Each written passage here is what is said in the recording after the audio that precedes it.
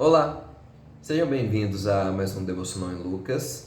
E dando continuidade aos devocionais, hoje nós leremos Lucas capítulo 15, versículos 25 ao 32. Lucas capítulo 15, versículos 25 ao 32, que diz assim: Enquanto isso, o filho mais velho estava no campo. Quando se aproximou da casa, ouviu a música e a dança. Então chamou um dos servos e perguntou-lhe o que estava acontecendo. Este lhe respondeu: Seu irmão voltou e seu pai matou o novilho gordo, porque o recebeu de volta são e salvo. O filho mais velho encheu-se de ira e não quis entrar. Então seu pai saiu e insistiu com ele. Mas ele respondeu ao seu pai: Olha, todos esses anos tenho trabalhado como um escravo ao teu serviço e nunca desobedeci às tuas ordens. Mas tu nunca me deste nenhum cabrito para eu festejar com os meus amigos. Mas quando volta para casa esse teu filho, que esbanjou os teus bens com as prostitutas, matas o novilho gordo para ele. Disse o pai: Meu filho, você está sempre comigo, e tudo o que tenho é seu. Mas nós tínhamos que celebrar a volta deste seu irmão e alegrar-nos, porque ele estava morto e voltou à vida, estava perdido e foi achado. Essa é a parte final da parábola conhecida como o filho pródigo, o filho perdido, ou como talvez seja mais interessante de falar, por causa do personagem principal dessa parábola, a parábola do pai compassivo, ou do pai misericordioso, do pai amoroso. E o que acontece aqui nesse momento?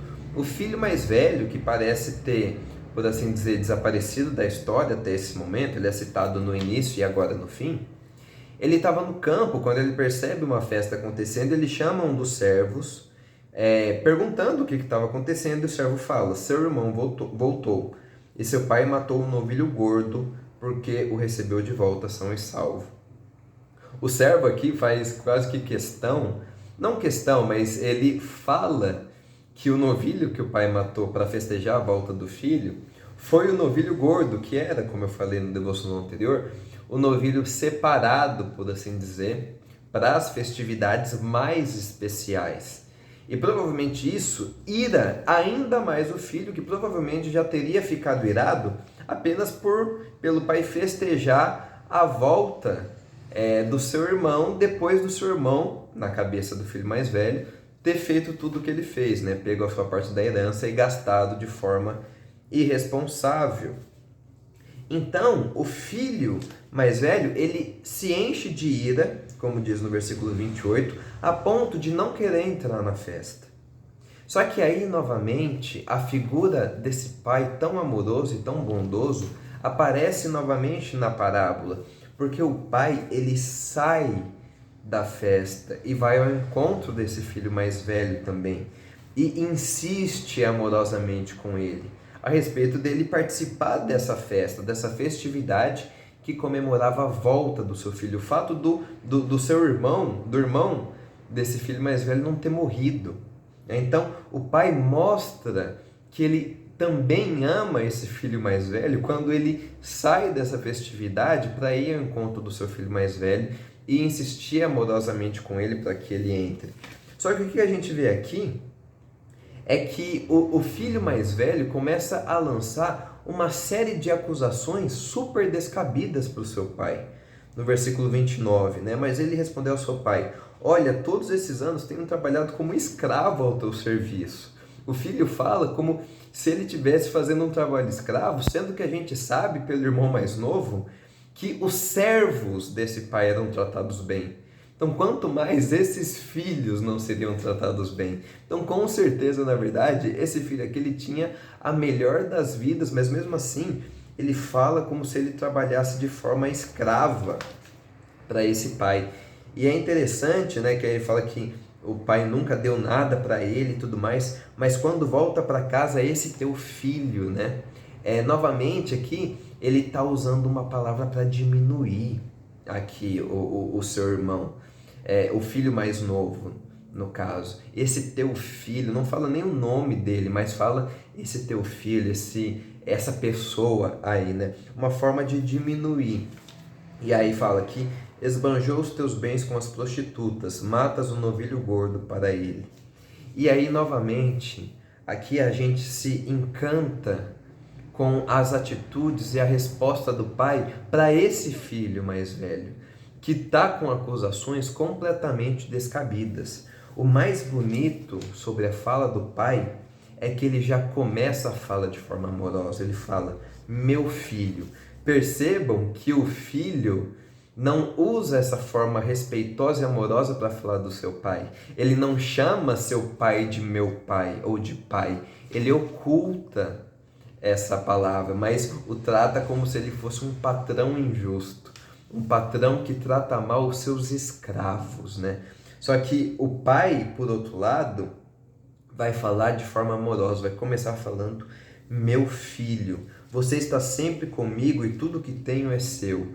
Ou seja, não era só o novilho gordo que pertencia ao filho mais velho, mas o pai quer mostrar de forma amorosa a esse filho que tudo que ele tem pertence ao filho mais velho também. O filho mais velho, tudo que ele quiser, por assim dizer, vai ser dele, porque tudo que o pai tem é dele. Ele está falando, ó, se você está irritado por causa que eu matei o novilho gordo, saiba que não apenas o novilho gordo era seu, mas tudo o que eu tenho era seu. E é muito bonito também como o pai vai falar do filho mais novo na resposta ao filho mais velho. Mas nós tínhamos que celebrar a volta deste seu irmão. De novo, uma forma carinhosa de falar. E perceba, aqui o pai chama o filho mais novo de irmão desse filho mais velho, né? Como que tentando despertar novamente o amor adormecido que esse filho mais velho tinha pelo seu irmão. Porque não é o filho mais novo que volta, é o irmão que volta. É o irmão que volta à vida. É essa pessoa que cresceu com você, o pai quer falar nesses termos, né? É o seu irmão que voltou. Meio que tentando nesse sentido, trazer esse sentimento de amor novamente, que o filho mais velho um dia sentiu pelo filho mais novo, porque eram irmãos. Porque eram irmãos. E por que tem que se alegrar? Porque esse filho, esse seu irmão, estava morto e voltou à vida, estava perdido e foi achado. E é interessante que a parábola termina assim. O pai não pausa a festa, o pai não cancela a festa por causa do filho mais velho. Mas a gente não vê a decisão do filho mais velho aqui. Parece que a história fica em aberto, como que esperando para ver o que o filho mais velho vai fazer a respeito, né? E é interessante comentar que o pai, que fica calado pela maior parte da parábola, ele é o grande calado em várias sessões da parábola. Nesse momento, a parábola termina com uma fala desse pai. Ele tem a última palavra nessa parábola, né? Novamente, como eu disse nos devocionais anteriores, essa última parábola não é um animal irracional que está perdido, não é um objeto inanimado, mas é um ser humano que se perde. É a parábola mais profunda, mais tocante, porque Jesus aqui está lidando com vidas humanas. E ele parece finalizar essa parábola sem um fim de fato, exatamente para tocar no coração dos fariseus e dos mestres da lei que o estavam criticando aqui. Porque vamos lembrar, Jesus começa a contar essas 3 parábolas porque Jesus está comendo com publicanos e pecadores, e fariseus e mestres da lei estavam criticando pelo fato de que ele estava comendo com publicanos e pecadores. E Jesus começa a contar essas parábolas. E a partir desse contexto geral, lembrando aqui, né, a gente consegue localizar quem são os personagens da parábola. Quem que é o pai? Naturalmente o pai é Deus. E os 2 filhos são os seres humanos. Só que o filho mais novo é o ser humano pecador que muitas vezes pega a sua herança, que seria essa liberdade restrita, e vive uma vida de pecado, só que percebe a escravidão que o pecado traz, a tristeza, o vazio que o pecado traz, e se arrepende. e volta para Deus. E Deus, que é esse Pai, o recebe com amor, o recebe com carinho, o vê de longe, como a gente viu no devocional anterior, e o abraça, o beija, retoma essa posição de filho a esse filho mais novo. Então o filho mais novo aqui é o pecador, todo pecador que se arrepende genuinamente. Enquanto que quem é o filho mais velho? É exatamente os fariseus e os mestres da lei que estavam criticando Jesus. É muito interessante pensar nesse sentido que, uma vez que os banquetes eram realizados em casas e Jesus estava comendo com pecadores, provavelmente ele estava na casa de alguns deles, e nessa época os banquetes ficavam com as janelas abertas, as pessoas de fora viam e tudo mais, e provavelmente é assim que os fariseus notam, percebem que Jesus está comendo com os pecadores.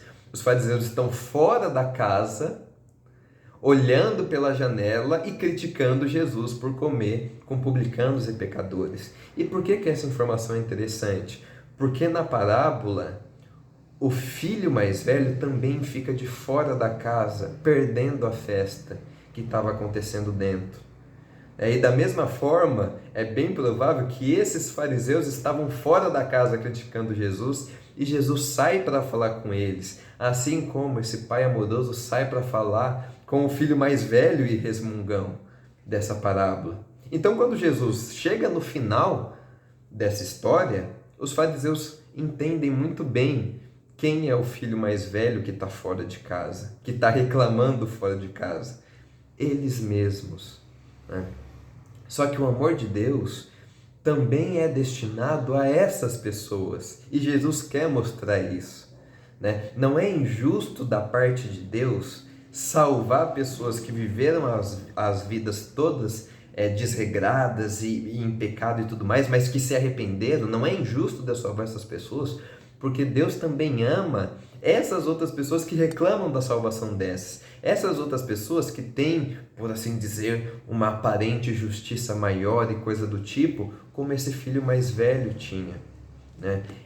O evangelho da graça e do perdão de Deus está disponível a todas essas pessoas. E Deus ama esses grupos do filho mais novo e o filho mais velho de forma irrestrita. De forma irrestrita.